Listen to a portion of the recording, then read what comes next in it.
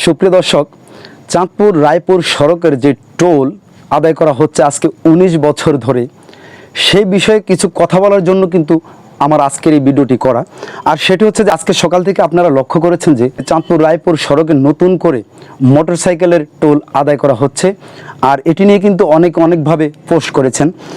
আমি আজ সকালবেলা ঘুম থেকে উঠেই এই চাঁদপুর রায়পুর সড়কের মোটরসাইকেলের টোল নিয়ে যেই পোস্ট দেখতে পাই, আমি দেখেছি যে অনেকে আমাকে ট্যাগ করেছেন এবং অনেক ভিডিওর কমেন্টে বা অনেকের পোস্টের কমেন্টে আমাকে ইঙ্গিত করেছেন যাতে আমি বিষয়টি দেখি।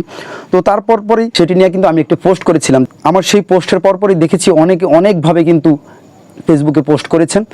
তারপর সারা দিন শেষে বিকেল ৪টা-৫টার দিকে শুনতে পাই যে কর্তৃপক্ষ সেই মোটরসাইকেল থেকে টোল আদায়টি বন্ধ করার ঘোষণা দিয়েছেন। তো এই ক্ষেত্রে আমি বলতে চাই, শুধু মোটরসাইকেলের টোল আদায় বন্ধ করলে হবে না, এই ক্ষেত্রে আমাদেরকে প্রত্যেক যানবাহন থেকে টোল আদায় চিরতরে বন্ধ করতে হবে।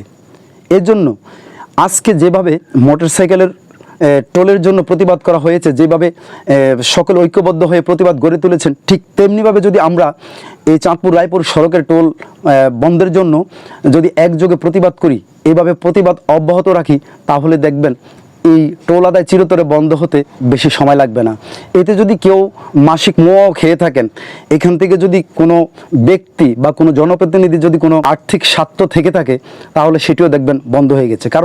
কারণ হচ্ছে যে আমি দেখেছি যে বাংলাদেশে অনেক ঘটনার পিছনে কিন্তু সামাজিক যোগাযোগ মাধ্যমের অনেক অবদান রয়েছে। অনেক ঘটনা, অনেক বিষয় যেগুলো পত্রপত্রিকা এবং টিভি চ্যানেলে প্রকাশ হওয়ার পরও যদি কার্যকর না হয়, এক্ষেত্রে দেখেছি অনেক ক্ষেত্রে কিন্তু সামাজিক যোগাযোগ মাধ্যম ফেসবুকে ভাইরালের কারণে কিন্তু অনেক বিষয় সমাধান হয়েছে এবং অনেক কিছু মানুষ জানতে পেরেছেন। এর জন্য আমি বলতে চাই যে আসলে যেহেতু টিভি চ্যানেলে আসলো, আপনার পত্রপত্রিকা আসলো, অনেক লেখালেখি হলো, কিন্তু তারপরও চাঁদপুর রায়পুর সড়কের যে ব্রিজ রয়েছে, এই ব্রিজের যেহেতু টোল আদায় বন্ধ হচ্ছে না, তাহলে এই ক্ষেত্রে এটি বন্ধের জন্য আজকের মতো আমাদেরকে কঠিন প্রতিবাদ গড়ে তুলতে হবে এবং এই প্রতিবাদ আমাদেরকে অব্যাহত রাখতে হবে। তাই আসুন, আমরা আজকে যেমনিভাবে মোটরসাইকেল টোল আদায় বন্ধের জন্য যেমনিভাবে প্রতিবাদ গড়ে তুলেছি, ঠিক তেমনিভাবে আমরা এই চাঁদপুর রায়পুর সড়কের ব্রিজের টোল চিরতরে বন্ধ করার জন্য আমরা কঠিন প্রতিবাদ গড়ে তুলি এবং এই প্রতিবাদ আমরা অব্যাহত রাখি। এই সেতুটি যেদিন থেকে উদ্বোধন করা হয়েছে, তারপর থেকে যেই লোকজন ইজারা নিয়েছেন টোল আদায় করার জন্য, বিগত এই ১৯ বছর ধরে কিন্তু একই ব্যক্তি বারবার সেই টোল আদায় করছেন।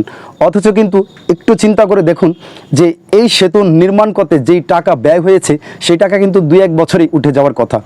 অথচ আজকে এত বছরে এরকম আরও ৭-৮টা সেতুর টাকা হয়তো তারা তুলে নিয়েছেন বা নিচ্ছেন। তাই এজন্য আমি বলবো যে এই বিষয়ে অন্তত আমরা চাঁদপুরবাসীরা যদি ঠিকমতো প্রতিবাদ গড়ে তুলি, তাহলে দেখবেন যে সত্যিকার অর্থে এই চাঁদপুর রায়পুর সড়কের টোল আদায় একদম চিরতরে বন্ধ হয়ে গেছে। এই জন্য দরকার কি, আমাদের ঐক্যবদ্ধ প্রতিবাদ এবং এই প্রতিবাদ অব্যাহত রাখা।